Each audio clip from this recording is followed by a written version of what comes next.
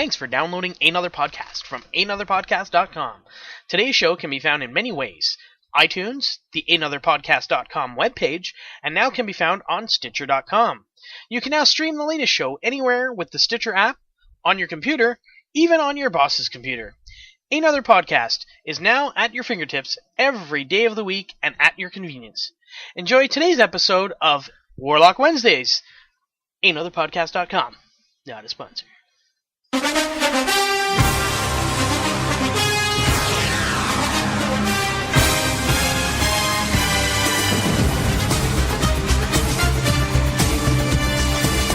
Attention, Sudbury football fans!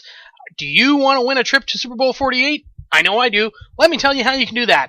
Joe McDonald Youth Football League is holding a raffle. They are selling tickets to win a trip for the Super Bowl in New York City. That's Super Bowl 48. You can win 2 tickets for you and a friend.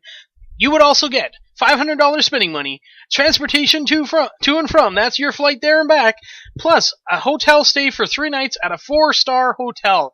How do you get these wonderful tickets? Well, you buy a raffle ticket. And how do you buy a raffle ticket? Well, you can go to one of many locations. For those locations, you can go to joemcdonaldfootball.com, or you can just listen to my next little bit. They are Beef and Bird. You can get them there. Cubit Portable Storage. Dr. M. Staffen New Sudbury Chiropractic. Eddie's Restaurant and Sports Bar. Kicks Hot New Country 91.7 FM. Lockerbie Confectionery.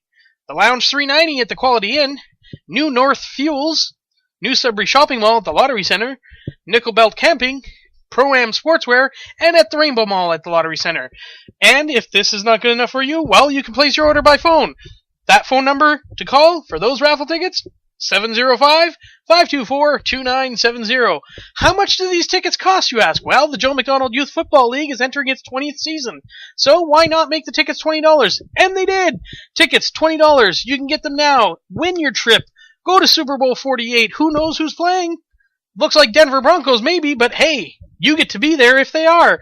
So win your trip to New York City and Super Bowl 48 by visiting joemcdonaldfootball.com and picking up your raffle tickets, because it goes for a great cause, and hey, you might win a trip to New York City.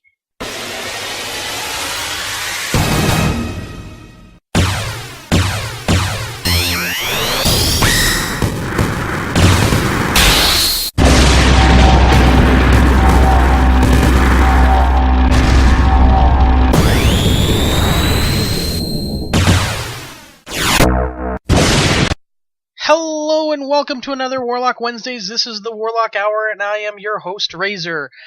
This is episode 45, folks, so in just 7 short weeks, we will be 1 year on the air with this podcast.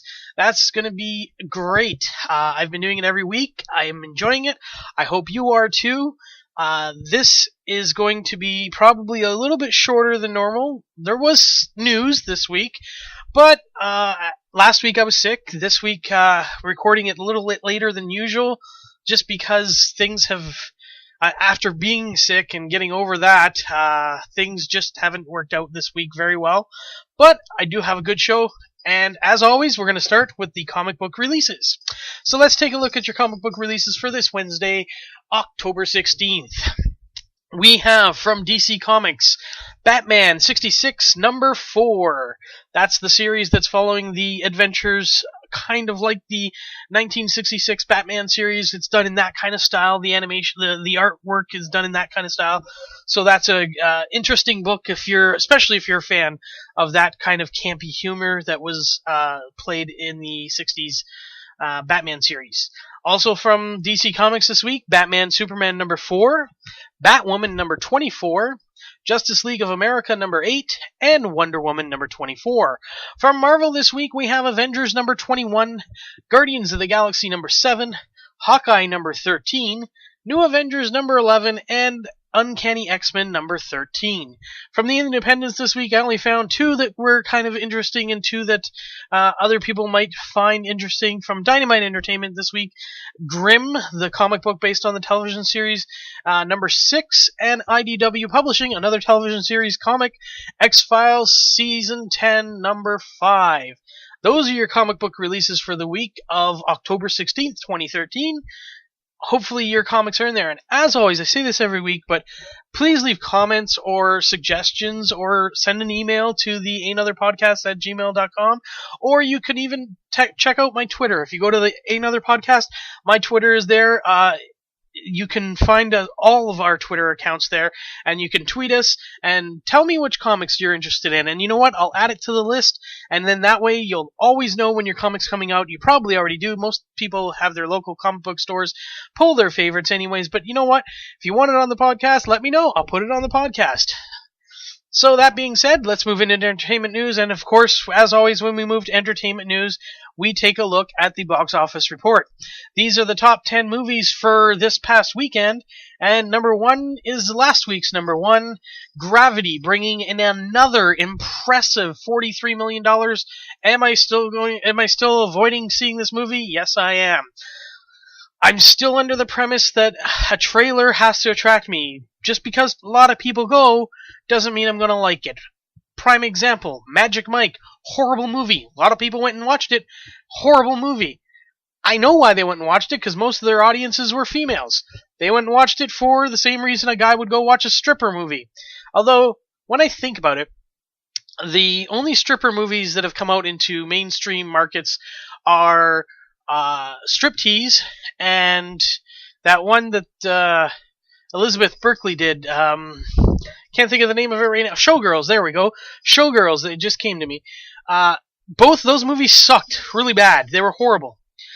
So maybe the females liked the story. I did watch it. I'm not going to lie. I did see Magic Mike. Horrible story. And the only part of that movie that was actually a story, they leave it hanging. That there's no pun intended. There was no closure to the story, and that was the whole. The only story that was in the freaking movie had no closure and just was left there. It was like they talked about it for a couple of scenes, and then all of a sudden, when the movie ended, I'm like, but what about?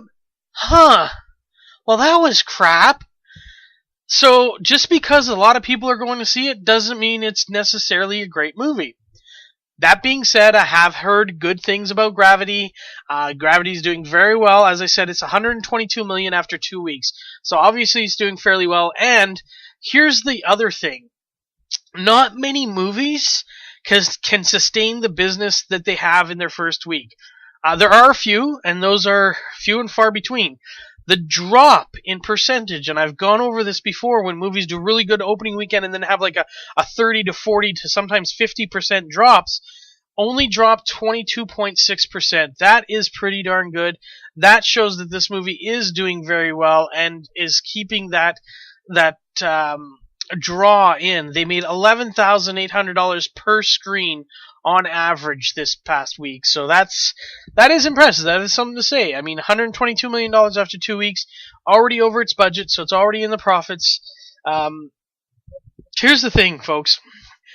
A trailer still has to make you want to see the movie. No trailer that I've watched, and unfortunately I've seen way too many of them, has made me want to see this movie. I did the same thing with A Beautiful Mind. I have never seen that movie, and I probably never will. The trailers made it look like it sucked. Now, it was critically acclaimed. It did very well. I don't know if it did this well, but it was critically acclaimed. It did very well in the box office. A lot of people went and seen it. A lot of people own the movie or have bought it or have downloaded it or what have you. I've never seen it, and I probably never will. The trailer did not make me want to see it, and that's one of the things that I base things on. A trailer, while I say that there are too many of them, has to make you want to see the movie. No trailer has so far made me want to see Gravity, and no trailer will, because there won't be any more trailers because the movie is out. Sorry to the people who enjoyed it. I'm glad you did. I work at a theater. That means business is coming to the place that I work, and that's always a good thing, so that I still have a job. So keep going. I think I will not be seeing it. So let's move on to the list. Number 2 this week, as expected, Captain Phillips jumped into that number 2 spot with $25.7 million, already just over halfway through its budget. No, just under. Sorry, just under. Their budget was 55 million. So 25 million, pretty good take for week one, considering it was up against Gravity, which is kind of a juggernaut. So take that as you will. Number 3 this week, Cloudy with a Chance of Meatballs 2 brought in $13.7 million. It is now less than $1 million away from its budget of $78 million, with its 3-week total being $77 million, so it will have that by the end of next weekend. Number 4 was another new movie, Machete Kills, bringing in $3.8 million. This has no budget and never has a budget when it's released, simply because Robert Rodriguez refuses to tell people how much he spends making his movies. Now here's the thing, it's a Robert Rodriguez film, so that tells me right there, this movie was probably made for $20 million or less. Number 5 this week, the Runner picture with Ben Affleck, Justin Timberlake, and Gemma Arterton. I don't know if you pronounce that R. But yes, that is the number 5 movie with $3.7 million. Prisoners is 6th with $3.6 million. Insidious Chapter 2 is in 7th place with $2.7 million. Rush drops from 5 to 8 with $2.3 million. Don John falls from 6th to 9th with $2.3 million. The difference between those two is approximately $20 million. As Rush brought in $2.385 million, whereas Don John brought in $2.369 million. So just under $20 million in between those two flicks. And rounding out the top 10, Baggage Claim brought in $2 million. So that's your top 10 movies for this past week. Let's look and see what's coming out next week. Of course, the much anticipated remake, Carrie, is coming out this week. I cannot wait to see this movie. I'm so excited for it. There are some downsides. It's going to be different in the respects that the actress playing Carrie this time, it was only 15 when the film was shot. She is now 16. Originally played by Sissy Spacek, I believe she was 20 or 21 when the film was shot, so obviously the tone is going to be a tiny bit different.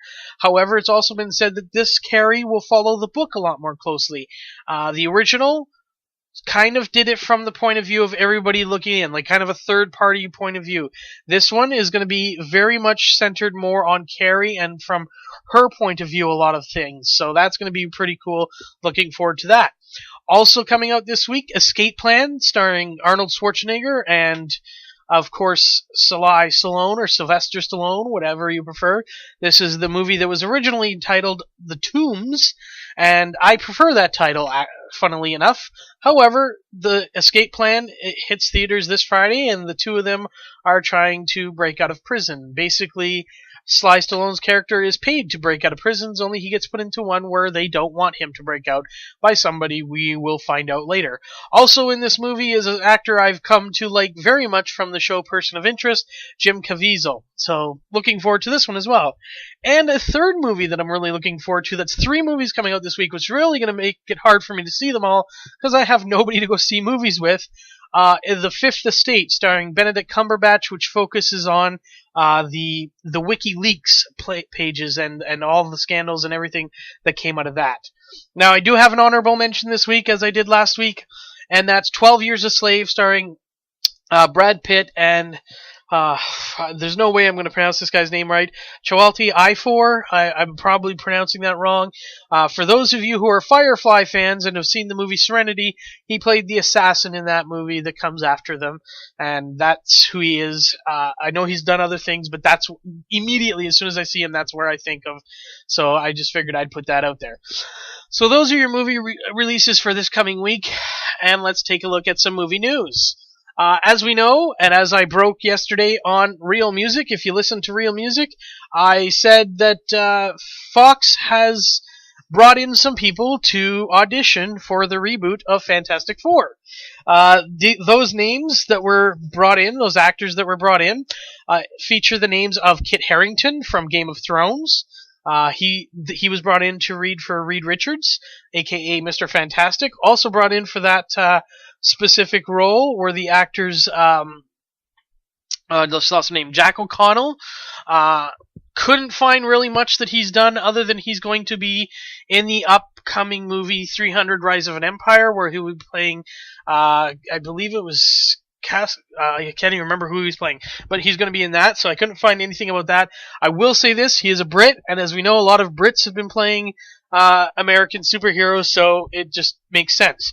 And also, Miles Teller, who some of you might know from the movie, the remake movie, which is funny that he's going to be in the reboot of possibly in the reboot of Fantastic Four when he was in the remake of, what the heck was it called now? Footloose. He was in Footloose. He played the character Willard. He was also in a movie called 21 and Over. Very few people saw that, though. Moving on to Susan Storm, the actresses that were brought in for that were Saoirse Ronan,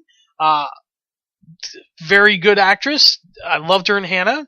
Kate Mara was brought in, and Margot Robbie. So 3 actresses brought in for Sue Storm. And of course, there's the previously reported, as reported by me, Michael B. Jordan, who's been brought in who's been tossed around. He wasn't brought in. He was not brought in. His just name has been mentioned, and the only one that's been mentioned so far for Johnny Storm, aka the Human Torch. And we'll have to see where things go. I will say this: the cast, all young people. They're all within their.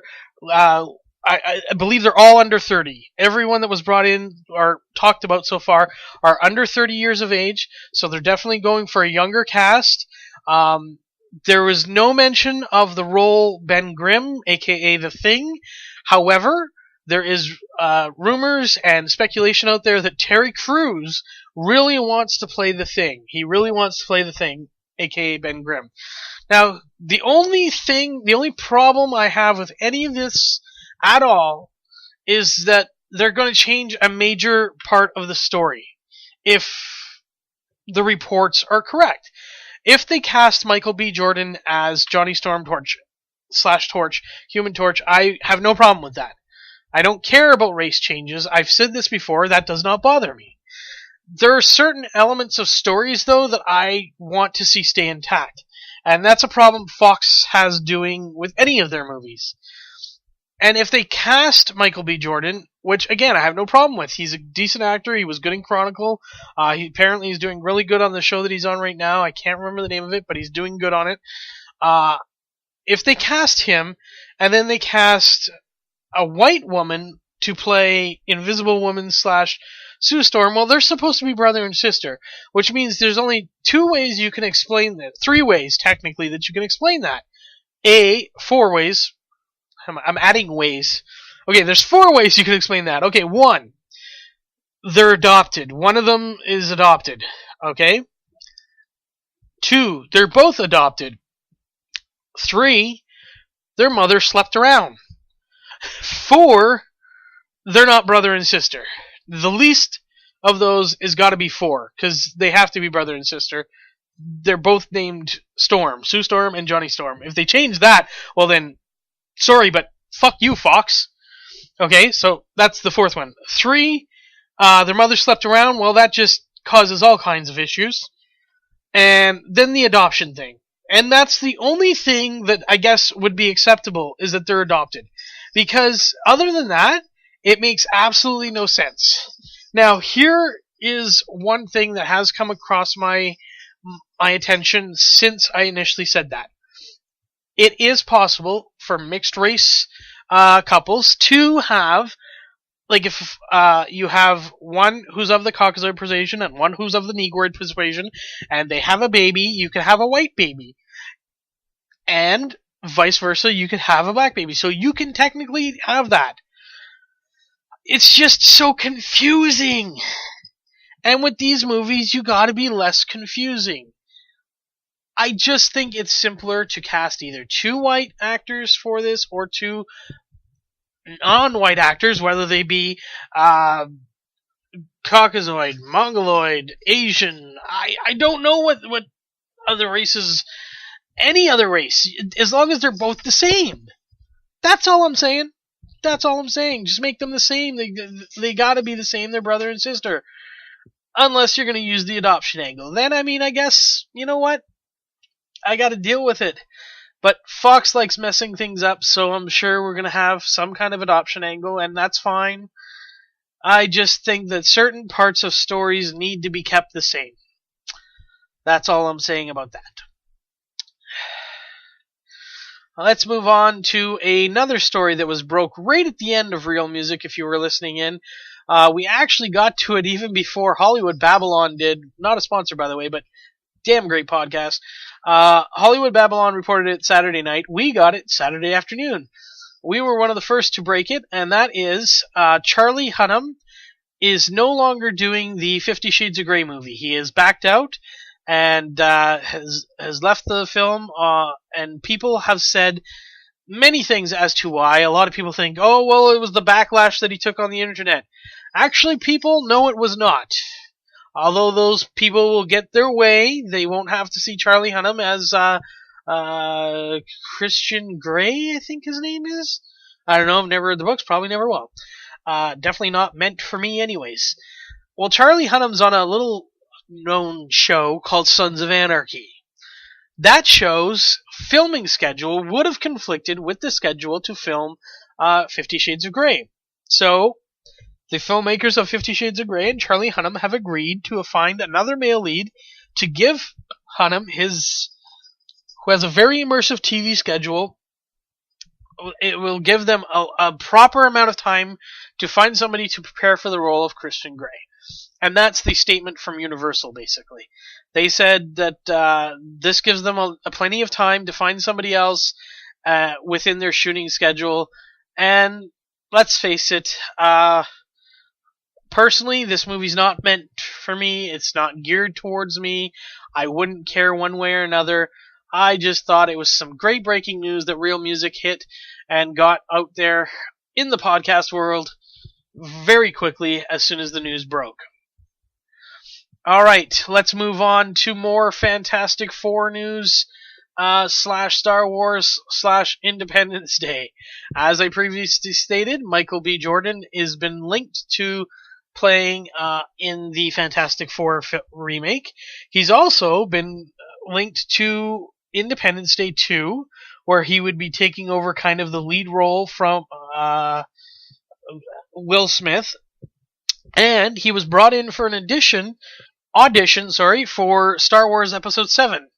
And here's what he had to say. He goes, I mean, everybody's going in on this project. They're trying to figure out what they want. That's another incredible franchise. It's pretty crazy. We'll see how it happens. I don't know how I can do everything. So he's basically saying, yes, I've been called in for certain things. I've been doing auditions and taking phone calls and what have you. But that doesn't mean that I'm going to be doing everything because, let's face it, there's only so much one person can do.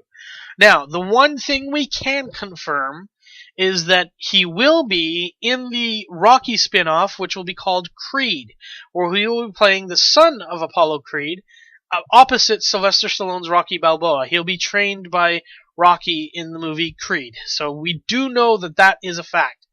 As for the comics reboot of Fantastic Four, the only thing he had to say about that was definitely interested in the project.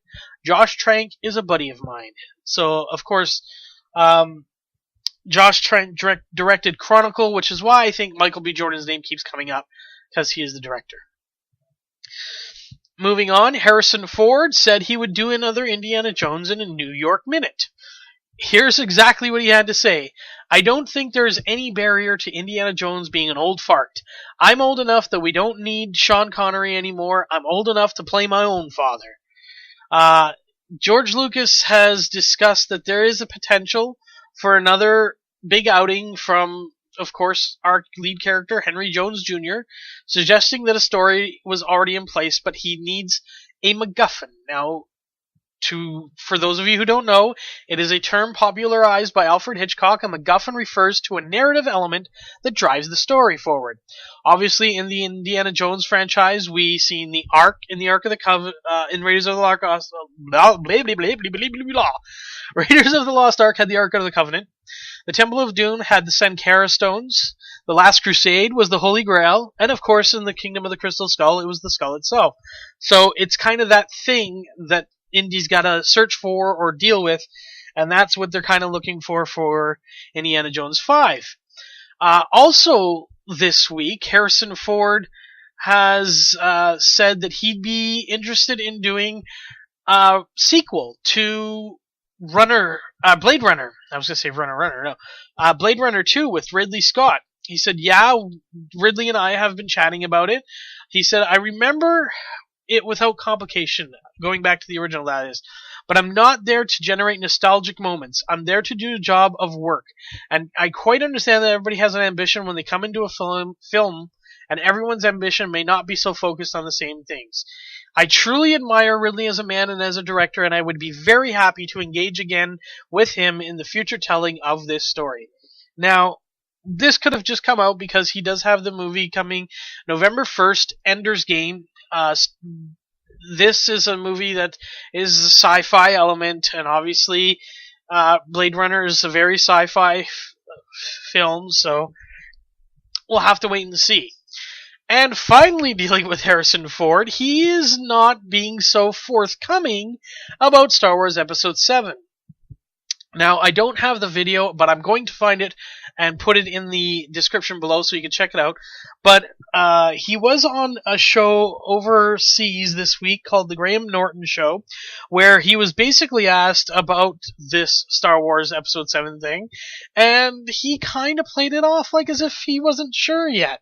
And the other part of that video is that Benedict Cumberbatch, who's been linked to the show and numerous times has denied it, but as I reported a few weeks ago from the great folks at the Latino Review, not a sponsor, it is very much Benedict Cumberbatch being a part of it, and he kind of lets it slip that he might be, because at one point Benedict says, I think you could say that, yeah.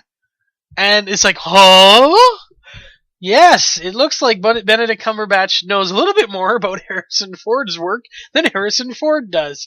So we'll just have to wait and see what that's all about. But I'm guessing Harrison Ford is still on board for that.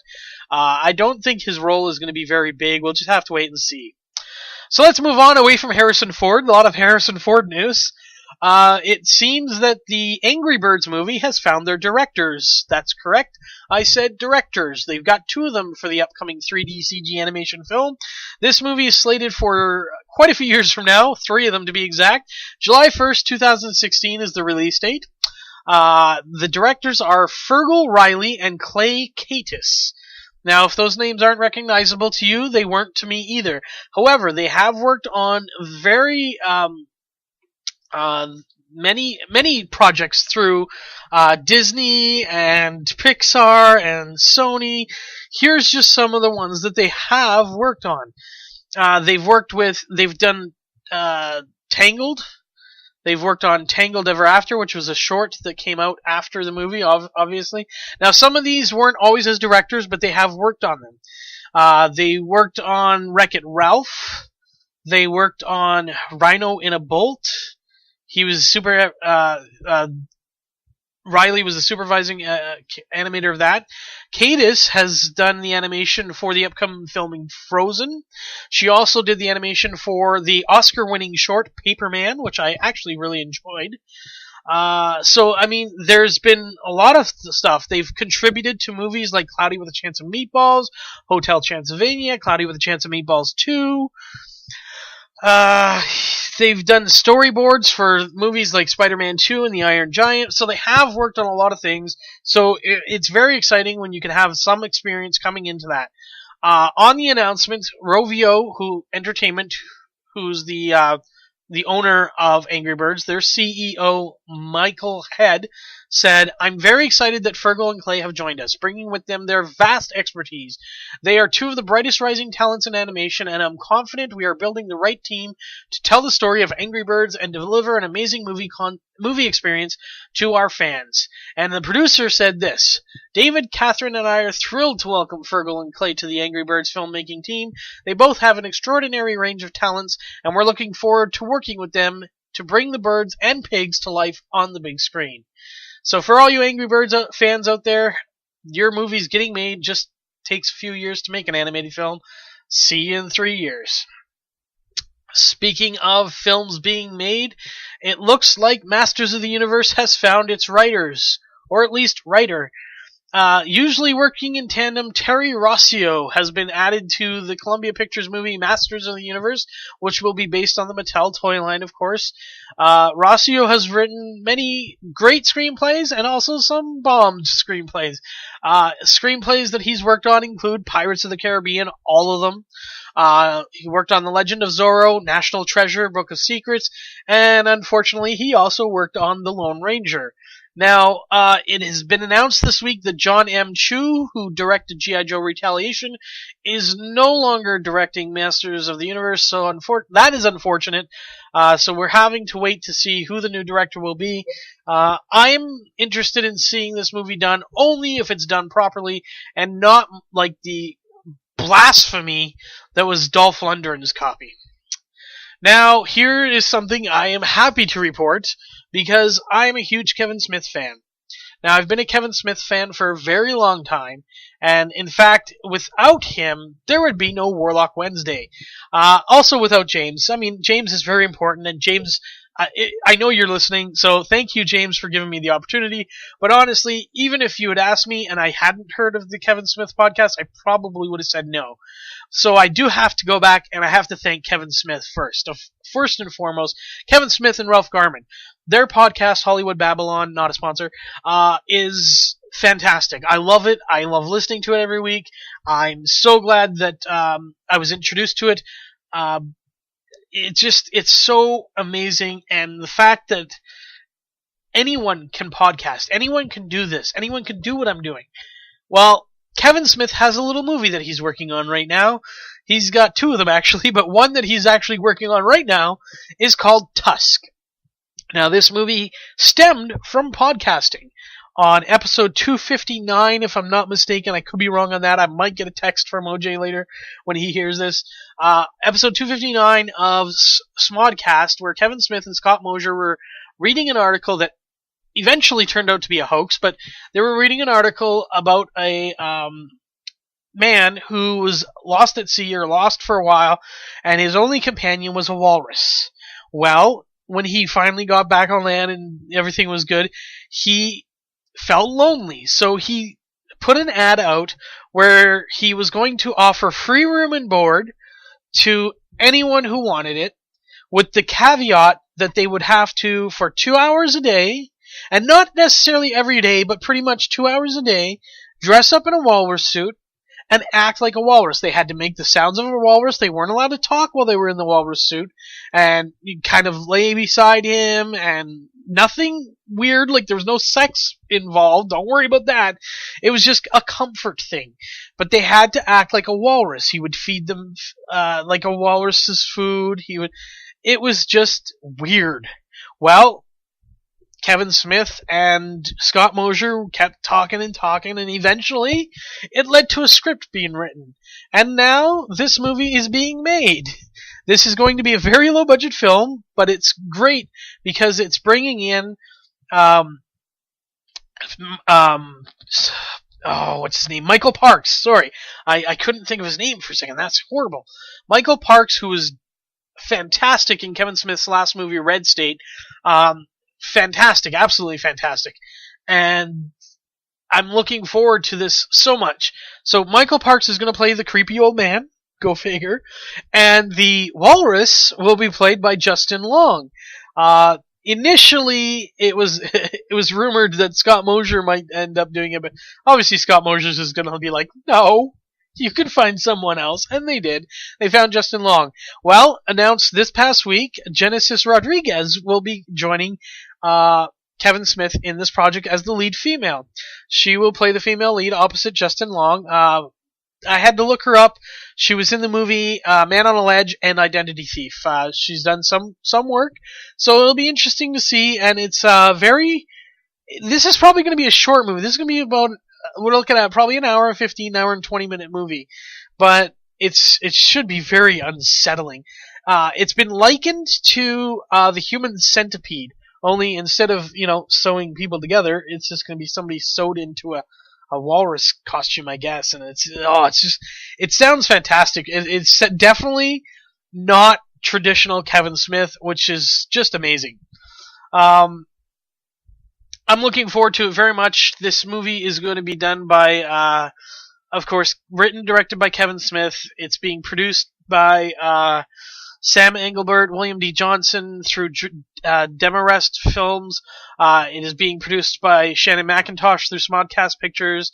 And, of course, obviously, Jen Schwalbach and David Greathouse are executive producers. So, a lot of information, I know. Sometimes I run on with the information, but I like to get it all out there. Yeah, everybody deserves their credit. Okay, so moving on from that. Excuse me. Bradley Cooper and Emma Stone have a new castmate. Jay Baruchel will be joining them in Cameron Crowe's Next. This is it's an untitled project. That's why it's his next project. Still without a title, Cameron Crowe's next project has added Jay Baruchel to the ensemble cast. Bradley Cooper, Rachel McAdams, Alec Baldwin, and Danny McBride are all supposed to be in this Hawaii set romantic adventure. The film is supposed to feature Cooper as a Hawaii-based defense contractor who is to work with the Air Force pilot Stone, played by Emma Stone, to stop the launch of a weapons satellite. In the process, the pair begin to fall in love, and, obviously things ensue. Now, Baruchel has been in a Cameron Crowe film before, Almost Famous. He's obviously going to be in How to Train Your Dragon 2 when that comes out. He'll be doing the voice, obviously, again. He's also going to be in the unfortunate reboot of RoboCop. So we'll just have to see where that goes. Any Game of Thrones fans out there? I know I am. So what's coming up for Mr. Peter Dinklage? Well, apparently it's been announced that Peter Dinklage will star in an R-rated Leprechaun comedy. Now, this has been tagged as think Bad Santa, but with more Tyrion Lannister. Okay, so I had to read the article, and it is kind of like a Bad Santa. Paramount has Peter Dinklage ready to star in an R-rated comedy. He will play a sharp-tongued man who tells people he's a real leprechaun. Producers have said that this will be Bad Santa-like, though hopefully we won't be seeing Dinklage play an angry elf because, he did that in Elf. So we don't want to get that too far. This is written by Andrew Dodge and will be directed by... Oh, I can't find the director. Oh, I lost the director's name. Erg! Anyways, Peter Dinklage, obviously famous for his work on Game of Thrones. He's won an Emmy on there, a Golden Globe, and he will definitely be seen in May of 2014 in X-Men Days of Future Past. So, where he'll be playing a bad guy again, Boulevard Trask. So look forward to that. But yes, it looks like he's in line to be playing a Bad Santa-like character, but he'll be telling everybody he's a leprechaun. So we'll have to wait and see, because of Peter Dinklage, I'm probably there. Possible frontrunners for the Ant-Man role. Paul Rudd is one of the leading actors for this role of Ant-Man. And the other leading actor, and this might bring some joy to Mr. James's heart, although he keeps casting this guy in every DC movie, Joseph Gordon-Levitt. That's right, good old JGL himself is actually up for the Ant-Man role. Now that could be very interesting, and I would definitely add him to the top of my list for that role. So I am interested in that. Moving on to Jurassic World news, as the new rebooted or whatever this Jurassic Park-ish type movie is going to be. They have announced that 12-year-old actor Ty Simpkins has landed one of the lead roles in the movie. And also with that, just gonna check it out here because I just found this out this evening, and it seems that added to the movie as well is Nick Robinson. He is in The Kings of Summer and he's been cast to play Ty Simpkins' older brother. So we have two castings for the Jurassic World movie, both of them young actors. They were playing brothers in the movie, which is scheduled for release June 12th, 2015. Now, this next bit I'm not going to read all of, there's a lot of it, but as many of you know, I am a huge fan and have become a huge fan of the Soska sisters, aka the Twisted Twins. I love the Twisted Twins. Dead Hooker in Her Trunk was weird, but very well done considering the budget it was done on. Amazing. Then they brought us American Mary. Fantastic film. So just creepy, weird, and amazing for the horror genre. Very well done. I love these sisters to death. They're just fantastic. Well, they're the movie that they've actually just finished filming. In fact, it finished filming, I believe, on Wednesday of last week. So when you were listening to the podcast that evening, they wrapped on See No Evil 2. Well, See No Evil 2 had the Twisted Twins, Sylvia and Jen, and also the star of the show, Glenn Jacobs, aka Kane, aka Jacob Goodnight from the movie, in New York at the New York City Comic Con this past weekend.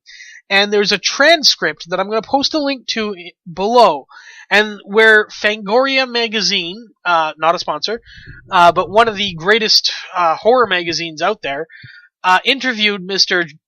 Jacobs, or Kane if you prefer, about See No Evil 2, and I'm just looking for the exact quote I want to say. Okay. This is the only one I'm going to read. I'll leave the link to the article, and you can read it all yourself. But did you have any input into the screenplay and where to go with Jacob Goodnight in the sequel? This was what whoever wrote the article. It doesn't say, it just says Fangoria. Looks like Michael Gringold might have written it, but I think more people were asking questions, which is why it just says Fangoria. Anyways, Jacob's answer was, actually, yeah, we talked a lot about the script, and it evolved somewhat from where it originally was. The Soska sisters were really great about using my ideas and giving their own as well. So yeah, I did have some input into the direction of Jacob Goodnight, giving him more depth and personality, and making him more of a character as opposed to just being a two-dimensional killing machine. That right there is, like, every time I read more about this movie, it sounds so much better. Like, See No Evil was enjoyable. It was a good slasher flick, but every time that the story could have done something more, it didn't. And there's one other thing I want to say, read about from Jacobs, but it's just, every time I hear more, it's great.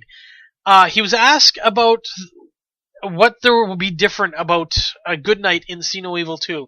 And he says, well, I'm sorry I can't tell you that. I just can't. I wish I could. But the Soska sisters are going to blow people away with their filmmaking. And that line, that one line is just so... I am so happy that the Soska sisters were tapped to do this. I mean, as soon as they were announced that they were going to be doing See No Evil 2, I'm like, I'm in. Because of American Mary. I hadn't seen Dead Hooker in Her Trunk at that point when it was announced. I didn't get to see that till after I got to see them in person when they were at the Fan Expo in Toronto, Canada. So I didn't get to see Dead Hooker in Her Trunk till after that. But just fantastic all the way around. I am so glad that I at least got to see them. I'm hoping that they'll come back to Fan Expo Canada next year. So if you're listening, sisters, I hope you come back to Fan Expo Canada. I would really love to see you there again, just so I can meet you in person, because I absolutely love your filmmaking, and I know you haven't done very much right now, but See No Evil 2 I'm very excited about.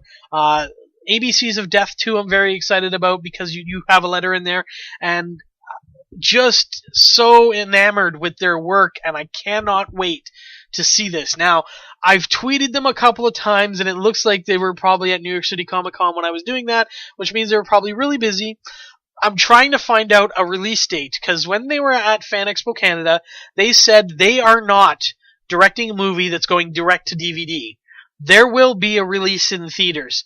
Now, this tells me that This tells me that I think WWE Studios is going to have to pay a little bit more money for this movie and get it out there to the general public if this was something that they really felt. So I'm hoping this gets a theatrical release, even if it comes to my theater as part of a Sinister Cinema, which is a thing that Cineplex Theaters, not a sponsor, puts out there where they show a horror film for a one-night-only thing. I will be there. I've missed most of them. I will be there for this one. But I hope this gets a wide release. I'd really love to see this movie on the big screen. Come hell or high water, I'm seeing this movie as soon as I can. Because it's just going to be so fantastic. I know it will be, simply because of who's involved. I guess that's it for the entertainment news this week. Sorry for me gushing over the See No Evil 2 and the Soska sisters, but I saved it for the end so that the entertainment news would end on such a positive. So I'm just going to take a quick little break, and then we'll be back with sports.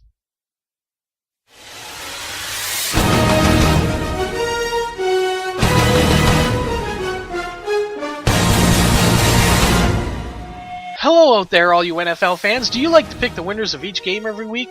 Well, guess what? So do I. Right now, you're listening to the Warlock Hour here on Warlock Wednesdays. We're about to go into sports, but before we do, I just want to tell you that every Thursday you can listen to Warlock Hour Presents NFL Pick'em. That's right, me and a few friends sit down and we pick the winners of each game every week. We have fun doing it, and you can listen along and maybe even pick against us.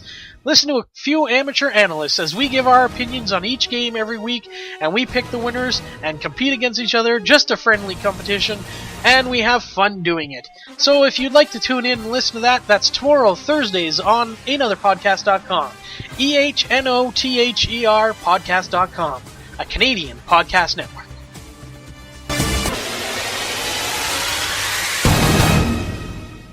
And welcome back. We are going to be talking some sports. Let's get right into the NHL news, and we're going to go back to a segment we started last year when we had the shortened hockey season. Of course, I had numerous rants about Mr. Gary Bettman during that time, but a segment that I enjoyed doing was the 3 stars as announced by NHL.com, not a sponsor. So let's take a look at the 3 stars. As always, I always say there's usually a goalie involved in one of these stars, and let's get to it. First star of the week, rookie sensation Thomas Hertl from the San Jose Sharks. He led the NHL with 5 goals in 3 games. The Sharks are undefeated. They had a 5-0 record. Actually 6-0. I believe they won tonight. So a 6-0 record now. Amazing run so far. He had 4 goals in 1 game. So 4 of those 5 goals were in 1 game. Absolutely phenomenal. He's a rookie. Let's remember that. He's 19 years old. He's the 4th youngest player all time to score 4 goals in an NHL game, and the youngest to do so since March 20th, 1988. So that's a long time, and yeah, he's definitely number 1 star of the week. Second star, they actually are a tie, and we have 2 goalies because the goalies are tied, and it's because they're both playing for the also undefeated Colorado Avalanche. That's Simeon Varlamov and J.S. Jaguar. Both those duos combined for 3 wins, as the Avalanche improved to 5-0 last week, and that matches their franchise's best start since they were the Quebec Nordiques way back in 1994-1995 season. Varlamov posted 2 of the victories with a 1.0 goals against average during that time, and J.S. Jaguar posted 1 of the victories, a 5-1 win over his former team, the Washington Capitals. So that's a great goaltending tandem right now in Colorado. And the third star this week, my most hated hockey player of all time, Sidney Crosby of the Pittsburgh Penguins. He led the league with 7 points, 3 goals, 4 assists in the 3 games that the Penguins had last week. And I'm not going to go into any more about him because I can't stand him. But he is the third star of the week, so I have to mention it. I'll probably be mentioning him a little later when we get stats. suspended is Sabres forward Patrick Kaleta. He has been suspended 10 games without pay, by the way, for an illegal check to the head of Columbus Blue Jackets defenseman Jack Johnson during an NHL game on Thursday, October 10th. The National Hockey League's Department of Player Safety announced this on, I believe, Tuesday. Yes, on Tuesday, that Kaleta would be suspended for 10 games for delivering an illegal check to the head. He will forfeit $152,439 worth of salary, and this is not the first time that Kaleta has been suspended. He's a repeat offender, and this penalty happened in the first period of last Thursday's game. No penalty was assessed on the hit, but the league looked at it, and I'm not going to go into the whole explanation, but basically he's served 2 games of suspension already while he was awaiting the in-person hearing, so 2 games are done. He's got 8 games left to go, a 10-game suspension. It's only going to get worse if he keeps playing dirty. So look out, Patrick Kaleta. So let's get to the standings of the NHL. Young season so far. In the Atlantic Division, the top 3 guys are Toronto, leading the way with 12 points. Also leading the way in the NHL. Of course, they are tied with the aforementioned Colorado Avalanche, who are 6-0, and the San Jose Sharks, who are again 6-0. The only 2 undefeateds left in the league, as Pittsburgh lost. And I believe they lost no, they didn't lose tonight, but they have lost. Alright, so anyways, the top 3 in the Atlantic Division, as I said, Toronto leading the way with 12 points. Second, Detroit with 10 points. And then Montreal and Tampa Bay each have 8 points in the Atlantic Division. Moving over to the other Eastern Division, the Metropolitan Division, Pittsburgh Penguins lead the way there with 10 points, followed by Carolina with 7, and the Islanders with 6. Now remember how this works, folks. Those Islanders are technically in a playoff spot right now. The top 3 teams in each division make the playoffs with 2 wild cards to get seeded in. If the playoffs were to start today, we'd have Toronto, Detroit, Montreal, Pittsburgh, Carolina, New York Islanders all guaranteed a spot, with the wild cards going to the Lightning and the Bruins. But, we're a long way away from the playoffs, so let's just move on to the Western Conference. In the Central Division, we have the Colorado Avalanche leading the way with 12 points, followed behind by the Chicago Blackhawks with 9, and the St. Louis Blues with 8. Your top 3 teams in the Pacific Division are the San Jose Sharks with 12 points, Anaheim following with 8, as well as Calgary, Phoenix, Vancouver, and Los Angeles, all with 8 points. Now, here's the kicker. 8 points for Anaheim and Calgary, having only played 5 games so far, so they're cashing in those points as best as they can. They've played the least amount of games in that division. Let's move on to some statistics, and here is where I said I would be mentioning that jerk's name again. Sidney Crosby is leading the way with the goals. He has 12 goals so far this season, followed closely by Martin St. Louis, who has 10, Thomas Hertl, Alex Ovechkin, and Henrik Zetterberg, all with 9. And that's points, that's not goals, sorry, that's points. Your goals leader is Thomas Hertl of the aforementioned San Jose Sharks. He has 7, followed behind by Ovechkin, who has 6, and then Sidney Crosby, Henrik Zetterberg, and Joffrey Lupul, each with 5. Your assist leaders, are Henrik Sedin and Joe Thornton, each with 8. Sidney Crosby and Nicholas Backstrom, each with 7, follow them, and then Martin St. Louis rounds out the top 5 with 6. Goals against average leaders, Josh Harding of the Minnesota Wild. That's right, I said Josh Harding of the Minnesota Wild has a .94 goals against average currently. He's followed closely by Semyon Varlamov with a 1.20, Ben Scrivens of the Kings with a 1.22, Jonas Hiller of the Anaheim Ducks with 1.30, and Tuukka Rask of the Boston Bruins with 1.41. Your save percentage leaders are Semyon Varlamov with 965 save percentage, and then followed by Hiller with a 959, Thomas Greiss, I believe his name is, in Phoenix with a 956, Jonas Gustafsson in Detroit with a 955, and Kari Lehtinen in Dallas with a 953. Your wins leaders are the aforementioned, previously mentioned Sharks. Antti has won all 6 games for the Sharks. He has 6 wins. And then followed by Varlamov with 5, Fleury with 5, of Pittsburgh, Ben Bishop in Tampa with 4, and Jonathan Bernier in Toronto with 4. Your shutout leaders, all these guys have 1 shutout each.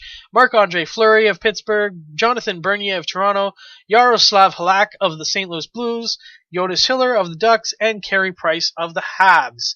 So those are your statistics, and that's your NHL wrap for this week. Let's move on to the NFL. That's right, folks. The NFL, usually the biggest story of the week, since football is so ingrained into me. I love it so much. Hockey, I'll get more into that as football season winds down, because hockey still has ways to go when football season ends. Plus, we have the Olympic break this year, so that's going to help. However, let's get into the injury report, and we've got a few of them this week again. The New Orleans Saints tight end Jimmy Graham will get an MRI on his foot and could miss some time, as he was injured in the fourth quarter in the loss to the Patriots, and don't get me even started on that one. Jerome Solomon of the Houston Chronicle is reporting that Texan safety Daniel Manning will miss 6 to 8 weeks with a knee injury, so the Texans are going to be without one of their top safeties, one of their top secondary men.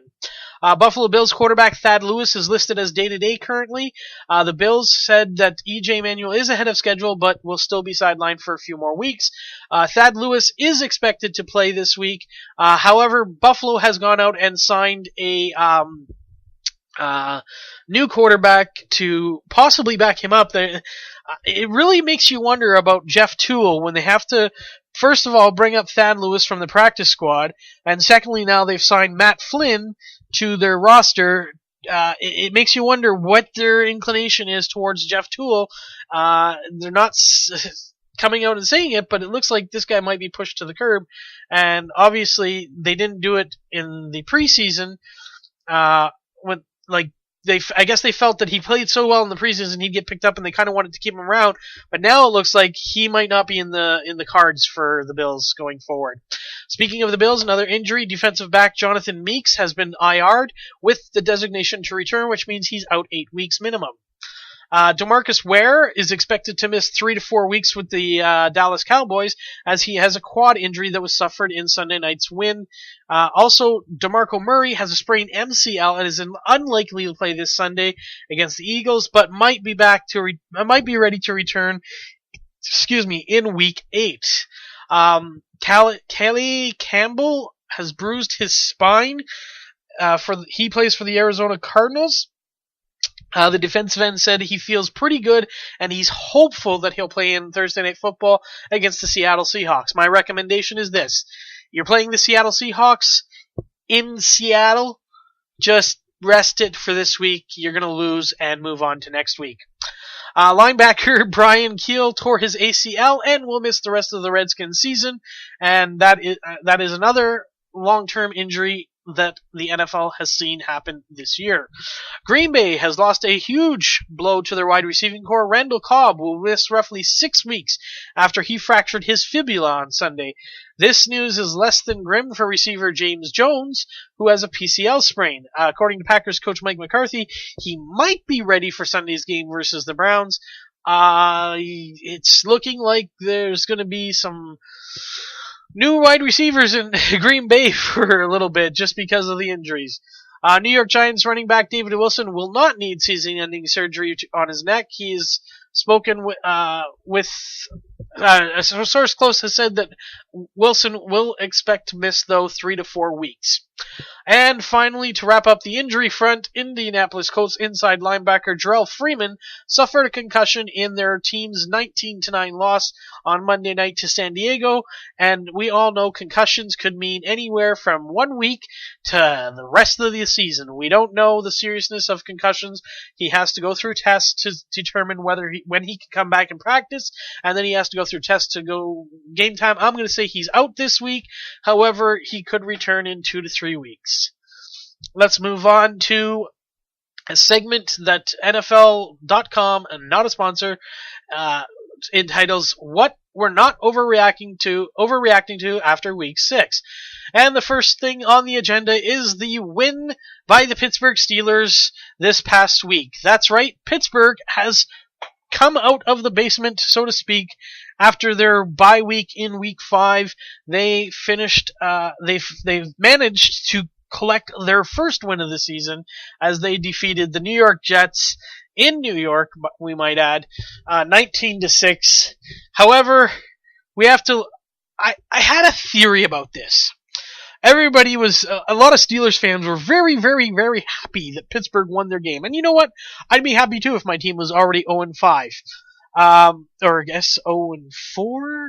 They had a week 5 bye, so yeah, they would be 0-4. So they are 1-4, right? Let's just take a quick look and see what they are so I can. Yeah, they're 1-4 because they had a week off. So I'd be happy too to get my first win, especially in the division that they're in. Nobody's running away with it yet. However, I once said that Baltimore won their first game only to the fact that Ray Lewis was on the sidelines and helping cheer his team on. I've always said he's the heart and soul of that Baltimore Ravens team, and that's how they won their first game. In the Pittsburgh versus Jets game on Sunday, the CBS announced teams, the CBS analyst crew, which consists of James Brown, not the singer, JB as they call him, Dan Marino, Coach Bill Cowher, or ex-coach I guess, but the coach Bill Cowher, Shannon Sharp, and Boomer Esiason. Well, 3 of those guys, Boomer Esiason, Shannon Sharp, and Coach Cowher, all went out and did broadcasts this week with their former teams.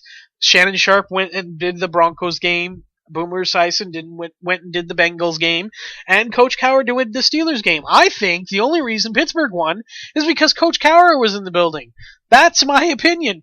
Even though Ben Roethlisberger and defensive coordinator Dick LeBeau took care of a rookie quarterback after a bye week, we have to remember that it was a rookie quarterback they took on in Geno Smith. The expectation all along was that they would win on Sunday. However, this coming week, the Pittsburgh the Pittsburgh Steelers take on the Baltimore Ravens. This is where we can start discussing whether the Steelers can get back into the AFC North mix. If they win this game and go to 2-4, knocking the Baltimore Ravens to 3-4, this would be good. Now, if the Steelers lose this game and drop to 1-5, they can forget about it. Let's move on to the next piece we shouldn't be overreacting about. A lot of people are saying Eli Manning's future in New York is done. Are you really asking this question?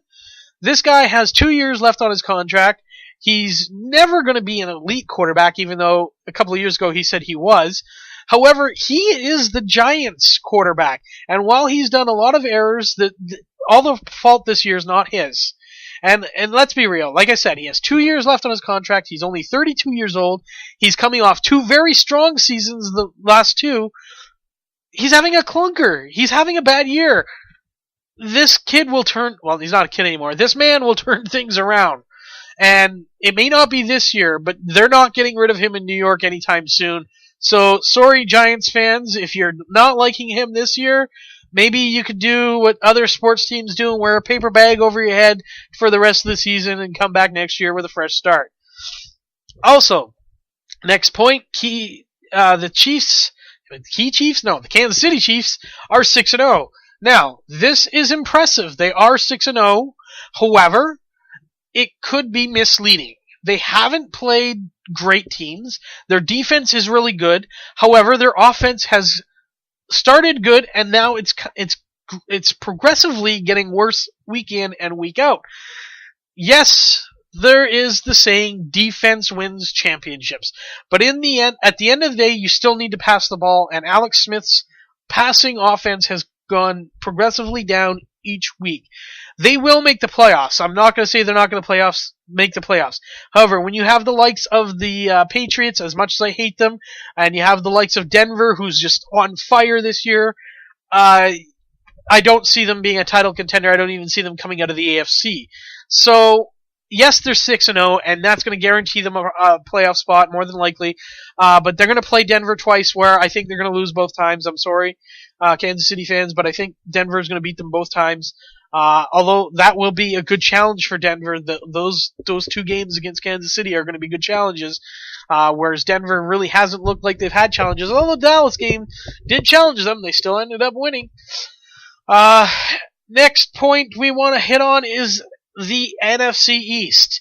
Anything that happens in the NFC East we shouldn't overreact to because, well, let's face it, in the NFC East right now, it is just a crapshoot of who's going to win the division. The leading teams are both 3-3. You have the 1-4 Washington Redskins, who've looked better the last 3 games, and then you have the 0-6 Giants, who are probably out of the mix, but with a few wins and a few losses in the top echelons, if you want to call it that, that division is just still really wide open craziness. And then let's finally look at the Monday Nighter, where the Colts lost.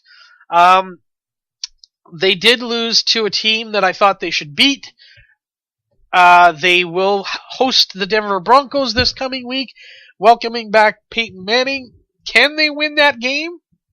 It's going to be tough. I find that their offense was very conservative on Monday. They kicked 3 field goals, losing 19-9, and I just don't know what is going to happen when they meet the high-powered offense of the Denver Broncos. This could be another crapshoot like it was in Dallas. And then again, it could be a blowout for the Denver Broncos. Speaking of those Denver Broncos, this is moving on. We're done with the that segment of what we're not overreacting to. The Denver Broncos are basically getting a huge help to their defense. Von Miller, his 6-game suspension is over. He will be back in the lineup this coming week against those aforementioned Indianapolis Colts. He is one of the most impressive linebackers in the league.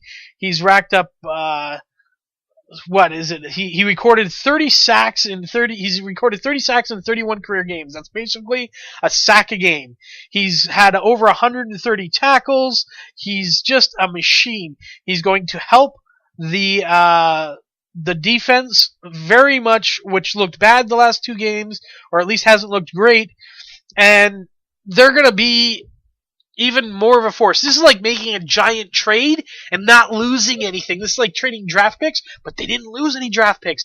This man competed with J.J. Watt for Defensive Player of the Year last year, and now he's coming into this team that's 6-0 already, and he's going to make this team that much better. Look out for the Broncos. So, I've told you there's some undefeated teams. Let's get to the standings. In the AFC East, of course, the Patriots are leading the way at 5-1. The Dolphins have a 3-2 record as they're coming off a bye week. And the Jets are 3-3, whereas the Bills are 2-4. In the AFC North, the Bengals are leading the way with a 4-2 record, followed closely by the Baltimore Ravens and the Cleveland Browns, who are both 3-3, and then those lowly Steelers at 1-4. The Colts are leading the way in the AFC South with a 4-2 record, followed by the Titans with 3-3 record and the Houston Texans with 2-4 record, and then the lowly Jacksonville Jaguars, who are also 0-6. Both the Jaguars and the Giants are competing for that number 1 spot, it looks like, in next year's draft. Kansas City Chiefs and Denver Broncos both sit at 6-0 in the AFC West, followed by the Chargers, who are 3-3, and the Oakland Raiders, who are 2-4. Moving over to the NFC, as I said, the East are 3-3 with the Cowboys and the Eagles, Redskins are 1-4, and the Giants are 0-6. Moving over to the NFC North, the Detroit Lions and Chicago Bears both sit with a 4-2 record. The Green Bay Packers have a 3-2 record, and the Minnesota Vikings are a lowly 1-4. New Orleans Saints are 5-1 in the NFC South, followed by the Carolina Panthers, who are 2-3, the Atlanta Falcons, who are surprisingly only 1-4, and another team in competition for that number 1 pick next year, the 0-5 Tampa Bay Buccaneers. Moving to the NFC West, the Seattle Seahawks lead the way there with a 5-1 record, followed by the 49ers with a 4-2 record, and then the Rams and the Cardinals each sit at 3-3. Let's move over to some statistics, and we're going to take a look, of course, as we start with the passing leaders. And the yardage for these passing leaders are: Peyton Manning has 2,179 passing yards, followed closely by Drew Brees at 1,958. Phillip Rivers has 1,847, Matt Stafford with 1,772, and Eli Manning rounds out the top 5 at 1,721 passing yards. So get this. One of the worst teams in the league. He's an 0-6, but yet he's passed for the 5th most passing yards in the league. Your touchdown passing leaders, of course, leading the way in that category again is Peyton Manning with 22, followed by Tony Romo of the Cowboys, Phillip Rivers of the Chargers, and Drew Brees of the Saints, all with 14. And then right behind them in that fifth spot is Sam Bradford of the St. Louis Rams. Your the touchdown, that's it. We're moving on to rushing yards. That's all we do for passing, I forgot. So let's move on to your rushing yards leaders, and we got Shady McCoy of the Philadelphia Eagles with 630 rushing yards so far. Then we are following that up with Arian Foster with 531. Marshawn Lynch has 487. Adrian Peterson, 483. And rounding out the top five, Frank Gore having 477. Your touchdown rushing leaders are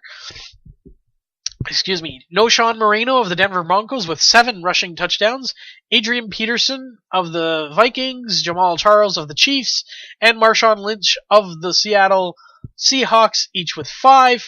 And the fifth guy on the list, Fred Jackson of the Buffalo Bills with 4.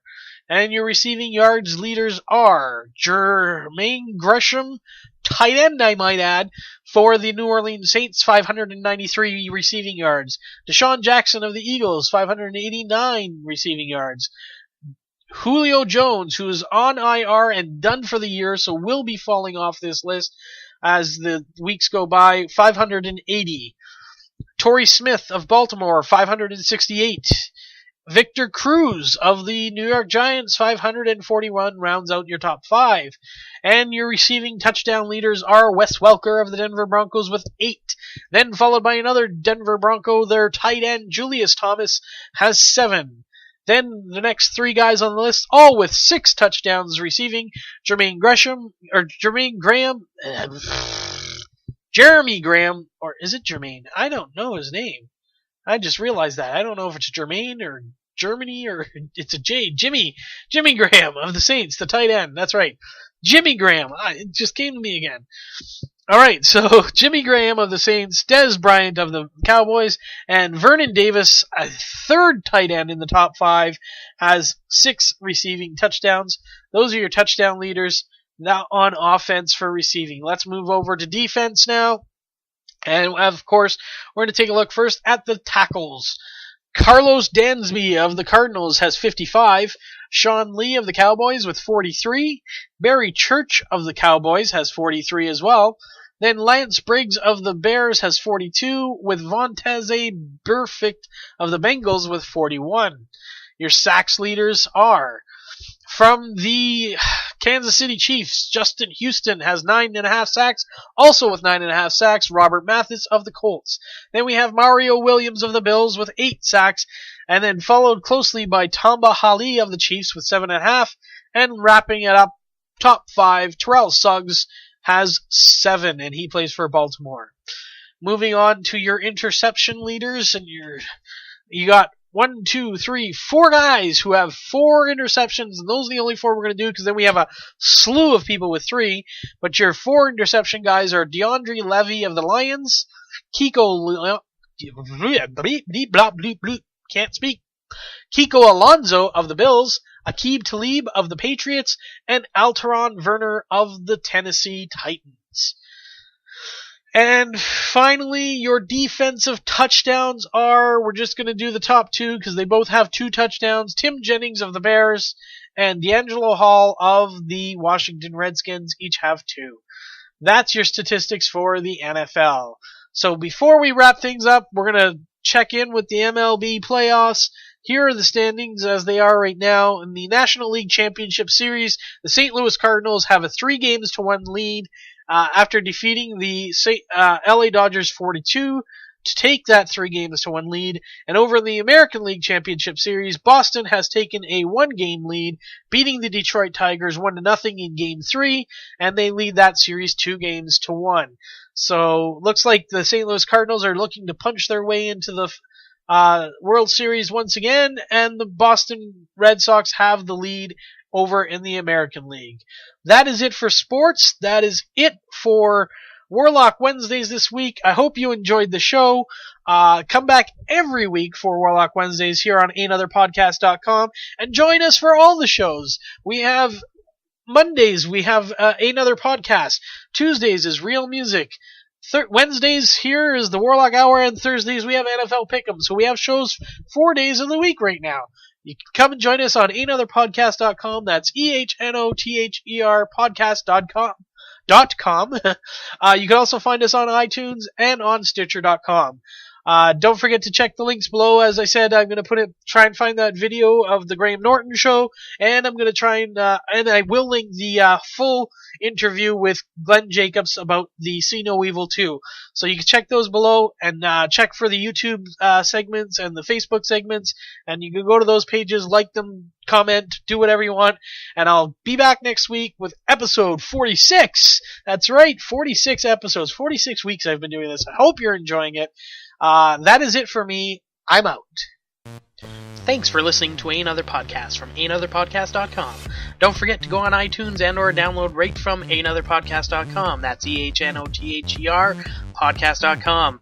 Follow us on Twitter at Ehnother Podcast. Be sure to check back for tomorrow's show only on Ehnother Podcast, your Canadian podcast network.